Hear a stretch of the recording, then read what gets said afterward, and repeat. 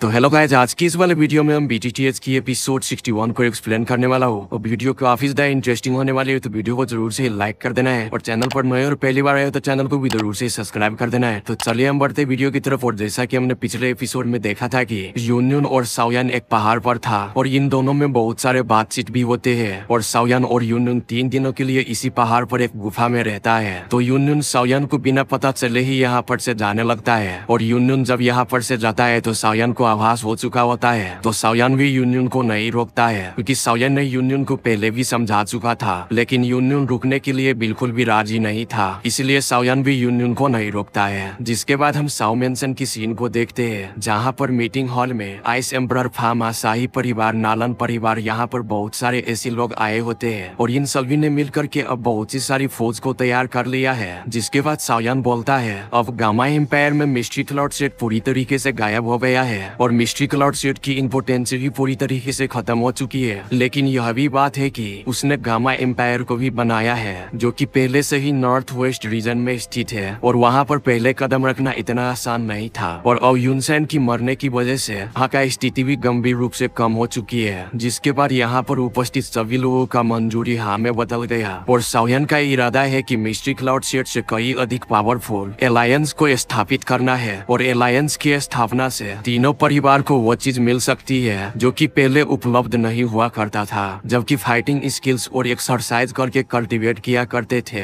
जो कि इन सभी की फैमिली कोई भी प्रोवाइड नहीं कर सकता है। यह सुनने के बाद मुचेन और बाकी सभी जो कि चुप बैठे थे तो साओयान की इन बात को सुनकर के काफी ज्यादा खुश हो जाता है। ये सभी लीग को एक परिवार की तरह मानने को तैयार है और ये सभी निर्णय एल्डरों द्वारा लिए जाएंगे और इस तरह की कीमत ने सभी लोगों को गंभीर सोच में डाल दिया था। लेकिन यहाँ पर एक आइस एम्परर ही था जो कि तुरंत एग्री हो जाता है। आखिरकार मित्तल फैमिली लंबे समय से साओ फैमिली वाला फैमिली रहा है। जिसके बाद आइस एम्परर कहता है कि मित्तल फैमिली को कोई आपत्ति नहीं है और यहाँ पर सब कोई अभी भी झिझक रहा है निर्णय लेने में। अनजाने में एल्डर्स देखा कि साओयान के पास क्वीन मेदुसा इन सभी को गुस्से वाली नजरों से देख रही थी और इस तरीके से क्वीन मेदुसा को देख करके सभी लोगों को पेंट में से सुसुआने लग जाता है। और जब क्वीन मेदुसा साओयान के साथ है तो एल्डर्स को अलायंस में शामिल करने के लिए मजबूर करना काफी है। लेकिन फिर भी साओयान एक दूसरे को अच्छी बातों से मनाने और लुभाने के बारे में सोचता है और साओयान की यही बात यूनसेन से काफी ज्यादा डिफरेंस बनाता है। साओयान की ये बात को सुनकर के एल्डर्स लोग संकोच नहीं करता। जिसके बाद मियो फैमिली और नालन फैमिली भी अलायंस में ज्वाइन होने के लिए मान जाता है और साओयान यंग एल्केमिस्ट किंग आसानी से हार नहीं मानेगा।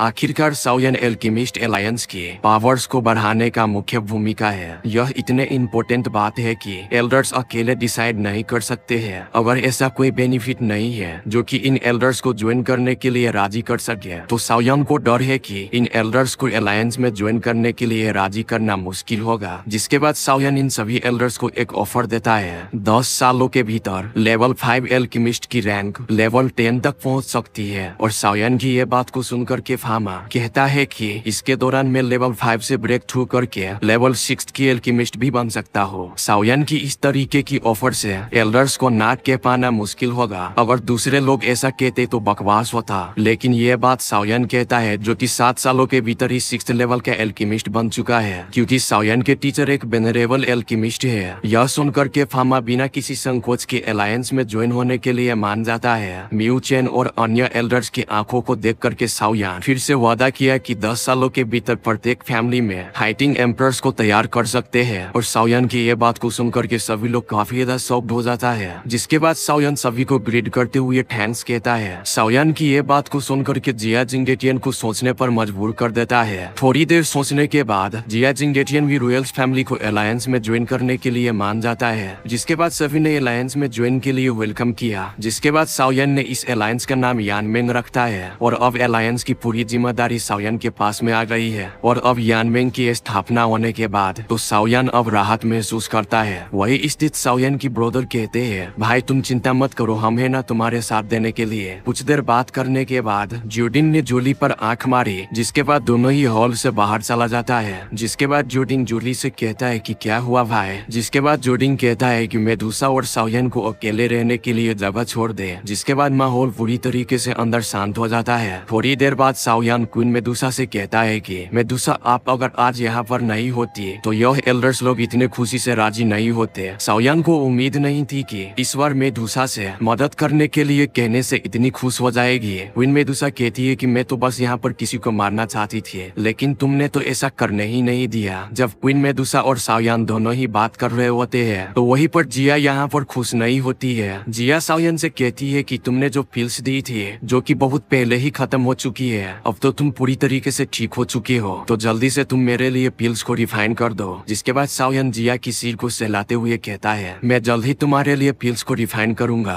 तो जिया कहता है कि आपको जल्दी करने की जरूरत है क्योंकि मेरा पावर काफी तेजी से बढ़ रहा है, मुझे बहुत सारी एनर्जी की जरूरत होती है, अगर ये एनर्जी मुझे प्राप्त नहीं हुई तो मैं सो जाऊंगा। और जिया की इन बातों को सुनकर के साओयान और क्वीन मेदुसा दोनों ही समझ जाती है जिया को ऑर्डिनरी मॉन्स्टर को सॉल्व करने के लिए तो जिया को बहुत सारे नेचुरल ट्रेजर्स को प्रोवाइड करना होगा जिया की एनर्जी को इंक्रीज करने के लिए। जिसके बाद साओयान जिया से कहता है कि तुम चिंता मत करो, मैं जितने भी ट्रेजर की जरूरत है एनर्जी को इंक्रीज करने के लिए वो सब के सब मैं लेकर आऊंगा। और साओयान की ये बात को सुनकर के क्वीन मेदुसा भी भावनाओं में बह जाती है। जिसके बाद साओयान कहता है कि मेंशन की टाइम बहुत जल्दी आ रही है और यानमिंग की स्थापना से पूरे गामा एम्पायर में खलबली मच गई होती है। 3 प्रमुख फैमिली, रॉयल फैमिली और एल्केमिस्ट गिल्ड तीनों पावर्स को मिला करके यूनलैंड जोन से कई अधिक ज्यादा पावरफुल हो जाता है। और इस यानमिंग की लीडर साओयान एक कमरे में होता है जो कि जोली की लाइफ ड्यूरिंग पिल्स को रिफाइन कर रहा होता है। और पहले ही जोली ने लाइफ ड्यूरिंग पिल्स बनाने की ट्रेजर को खोजा है, लेकिन सोली को बदकिस्मती से 2 ही ट्रेजर मिल पाता है क्योंकि जिसके बाद साओयान दिन रात रिफाइन करने के बाद फाइनली लाइफ ड्यूरिंग पिल्स को रिफाइन कर लेता है। जिसके बाद साओयान ने अपनी जेड की बोतल में इस पिल्स को रख लेता है। जिसके बाद साओयान एक राहत की सांस लेता है और साओयान कहता है कि मैंने फाइनली इस पिल्स को रिफाइन कर ही लिया। जिसके बाद साओयान जिया की पिल्स को रिफाइन करने के लिए याओये की दी गई हर्ब्स को बाहर निकालता है, लेकिन ये हर्ब्स जिया की लेवल को एडवांस करने के लिए यह हर्ब्स काफी कमजोर है। और सब कुछ साओयान निपटा लेने के बाद साओयान अहाते में पहुंचता है। और जब अहाते में पहुंचा तो यहाँ पर बहुत सारे लोगों को देखा, जहाँ पर लियू किंग, लिनियान और अन्य भी यहाँ पर आए होते हैं। और साओयान को देख करके यहाँ पर सभी लोग ग्रीट करता है और इन सभी में बहुत सारे बातचीत होते हैं। और बातचीत करने के बाद साओयान सभी को ग्रीट करते हुए ये कहता है तुम सभी को वो रिवार्ड मिल जाएगा जिनका कि मैंने तुम सभी से वादा किया था। जिसके बाद साओयान को भी ग्रीट करते हुए यहाँ पर से सभी लोग जाने लगता है। और सभी लोग यहाँ पर से जाने के बाद साओयान दोनों बड़े भाई को कहता है मैं जिया को वर्कक्राफ्ट माउंटेन में लेकर के जा रहा हूँ। जिसके बाद जोडिंग और साओली दोनों ही साओयान को यहाँ पर से जाने के लिए बोल देता है।